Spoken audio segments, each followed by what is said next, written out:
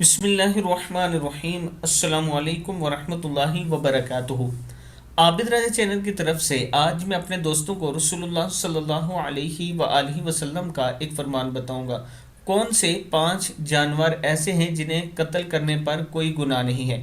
حضرت ابن عمر رضی اللہ تعالیٰ عنہ فرماتے ہیں کہ رسول اللہ صلی اللہ علیہ وآلہ وسلم نے ارشاد فرمایا، 5 جانور ایسے ہیں کہ انہیں قتل کرنے پر کوئی گناہ نہیں، خواہ وہ احرام ہی کی حالت میں ہو۔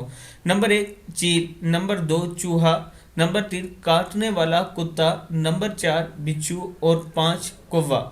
نسائی کی حدیث ہے، آپ دیکھ سکتے ہیں رسول اللہ صلی اللہ علیہ وآلہ وسلم نے ارشاد فرمایا، 5 جانور ایسے ہیں کہ انہیں قتل کرنے والے پر کوئی گناہ نہیں، خواہ وہ احرام ہی کی حالت میں ہو۔